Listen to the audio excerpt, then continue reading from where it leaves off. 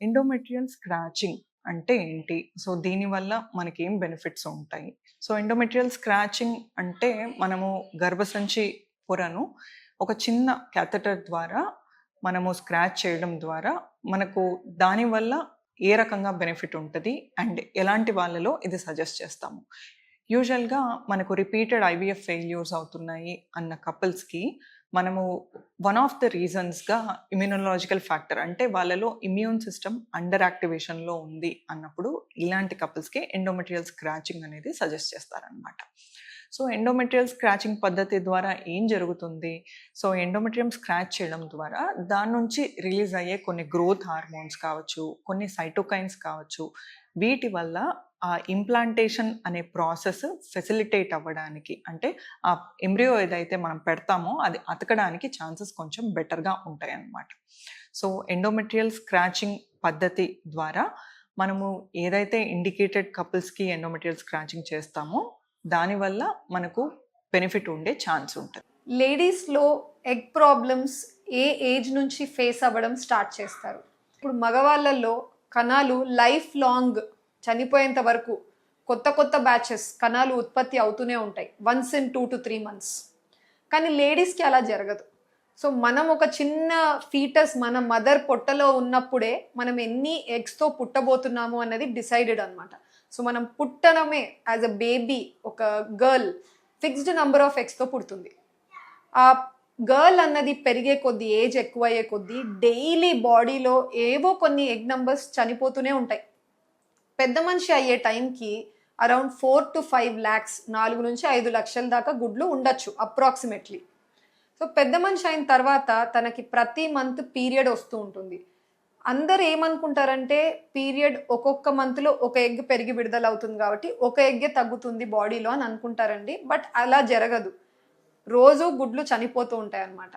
అందుకనే వాళ్ళకి ఏమవుతుందంటే ఏదో ఒక ఏజ్, కొంతమందికి 40 ఏళ్లలో, కొంతమందికి 45, 50 మధ్యలో కావచ్చు, ఏదో ఒక టైంకి వాళ్ళకి పీరియడ్స్ ఆగిపోతాయి. అంటే ఓవరీస్లో వాళ్ళ అండాశయాల్లో ఎగ్ నంబర్స్ పూర్తిగా అయిపోయాయి అన్న రోజు వాళ్ళకి పీరియడ్స్ అన్నవి ఆగిపోతూ ఉంటాయి. చాలా మందికి ఐవీఎఫ్ అంటే ఎన్ని మంత్స్ పట్టిద్ది, దాని టైం లైన్ ఏంటి అని అడుగుతున్నారు.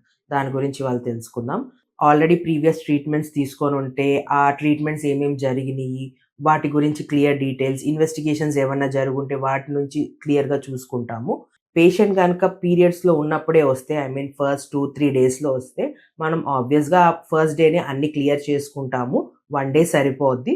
దాని తర్వాత అండ్ ఈ పీరియడ్ అనేది ప్రతి వాళ్ళకి ఇంపార్టెంట్ కాదు. పీసీఓడి పేషెంట్స్కి పీరియడ్తో సంబంధం లేకుండా ఒక్కొక్కసారి మనం స్టిమ్యులేషన్ అనేది స్టార్ట్ చేసుకోవచ్చు. మళ్ళీ ఒక 10 to 12 days of ovarian stimulation drugs ఇస్తాం. డైలీ ఇంజెక్షన్స్ ఉంటాయి. ఆ ట్రిగర్ ఇంజెక్షన్ ఇచ్చిన తర్వాత కరెక్ట్గా 35 to 36 hours మనం ఎగ్ పికప్ అనేది, ఓవం పికప్ అనేది జరుగుతుంది. దాని తర్వాత 12 to 14 days ప్రెగ్నెన్సీ టెస్ట్ ఉంటుంది. డిపెండ్స్ ఆన్ Day 3 ఎంబ్రియోనా Day 5 ఎంబ్రియోనా బట్టి. ఒకవేళ ఫ్రోజన్ ఎంబ్రియో ట్రాన్స్ఫర్ జరుగుతున్నట్లయితే Day 5 ఎంబ్రియోస్ని మనం ఫ్రీజ్ చేసేసుకుంటాము. 6 to 8 weeks టైం పట్టిద్ది మన ప్రెగ్నెన్సీ రిజల్ట్ గురించి తెలుసుకోవటానికి అన్నమాట. ఈరోజు మనం పీసీఓడి ఉన్నా కూడా ఎంతవరకు న్యాచురల్గా ప్రెగ్నెన్సీ వచ్చే అవకాశాలు ఉన్నాయి, అసలు పీసీఓడిలో న్యాచురల్ ప్రెగ్నెన్సీ సక్సెస్ రేట్స్ తగ్గడానికి రీజన్స్ ఏంటి అనేది డిస్కస్ చేద్దాం. సో జనరల్గా మనకి నార్మల్గా 1 yearలో చూసుకున్నట్టయితే 12 months ఉంటాయి. సో జనరల్గా నార్మల్గా లేడీస్కి ఈచ్ మంత్ అంటే పీరియడ్స్ రెగ్యులర్గా ఉన్న వాళ్ళకి, అంటే నెలసరి కరెక్ట్గా ఉన్న వాళ్ళకి ఈచ్ మంత్ వాళ్ళకి ఎగ్ అనేది డెవలప్ అవుతుంది, విడుదల అవుతుంది. సో అలా చూసుకున్నట్టయితే 1 yearలో వాళ్ళకి 12 times పీరియడ్స్ వస్తాయి. అండ్ ఈచ్ మంత్ మనకి ఎగ్ డెవలప్ అయి విడుదలైనప్పుడు ప్రెగ్నెన్సీ వచ్చే అవకాశాలు కూడా ఉంటాయి అన్నమాట. But coming to PCOD women, ఈ పీసీఓడితో సఫర్ అవుతున్న ఉమెన్కి ఏం జరుగుతుంది అంటే చాలామంది పీరియడ్స్ అనేటివి ఇర్రెగ్యులర్గా ఉంటాయి. కొంతమందికి 2 monthsకి ఒకసారి, కొంతమందికి 3 monthsకి ఒకసారి, మరి కొంతమందికి ఓన్లీ టాబ్లెట్స్ వేసుకుంటేనే పీరియడ్స్ వస్తూ ఉంటాయి అన్నమాట. అంటే వీళ్ళ దాంట్లో మెయిన్ ప్రాబ్లం ఏంటి అంటే ఎగ్ డెవలప్మెంట్ అండ్ అలాగే ఎగ్ విడుదల అవ్వడం అన్నమాట. సో కొన్ని అంటే ఏంటి 1 yearలో చూసుకున్నట్టయితే వాళ్ళకి మెన్సెస్ అంటే నెలసరి అనేది కొంతమందికి 6 సార్లు రావడం, కొంతమందికి 4 times రావడం అలా ఉంటుందన్నమాట. సో దీని పరంగా చూసుకున్నట్టయితే సహజంగా వచ్చే ప్రెగ్నెన్సీ అనేది ఆటోమేటిక్గా మనకి 50% అనేది తగ్గింది. బ్లాకేజ్ అంటే ఏంటి, ఫెలోపియన్ ట్యూబ్స్, దానికి ఏమైనా సిమ్టమ్స్ ఉంటాయా, కాజెస్, వీటి గురించి తెలుసుకుందాం. First and foremost bilateral tubal block or unilateral tubal block. కొంతమంది పేషెంట్స్లో మాత్రము ఏంటంటే లైక్ క్రానిక్గా డిశ్చార్జ్, అబ్నార్మల్ డిశ్చార్జ్ ఉండడము, ఏమైనా ఇన్ఫెక్షన్స్ ఉన్నప్పుడు అటువంటిది ఉండొచ్చు. లేదంటే ఒక వేగ్ అబ్డామినల్ పెయిన్, హైడ్రోసాల్పింగ్స్ కానీ అటువంటివి ఉండేటప్పుడు వేగ్ అబ్డామినల్ పెయిన్ అనేది ఉండొచ్చు. ఇలాగా కొంతమంది పేషెంట్స్లో మనం పికప్ చేయొచ్చు. ఎవరైనా ఇన్సిడెంటల్గా అల్ట్రాసౌండ్ అలా చేయించుకునేటప్పుడు ఆ అల్ట్రాసౌండ్ స్కాన్లో హైడ్రోసాల్పింగ్స్ అని అటువంటిది ఏదైనా ఉన్నప్పుడు కూడాను ట్యూబ్స్ అనేది బ్లాక్ అయ్యేదానికి ఛాన్సెస్ అనేవి ఎక్కువగా ఉంటాయి అన్నమాట.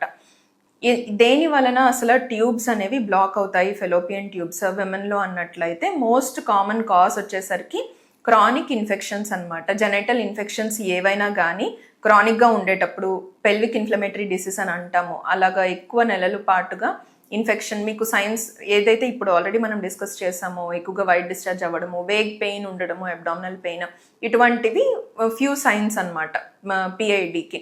నెక్స్ట్ వచ్చేసరికి పెల్విక్ ట్యూబర్క్లోసిస్ అన్నమాట. ఇంకొక కండిషన్ ఏదైతే ఉందో పెల్విక్ ట్యూబర్క్లోసిస్లో కూడాను మనకి ట్యూబల్ బ్లాక్ అనేది ఉండేదానికి ఛాన్సెస్ ఎక్కువ ఉంటుంది.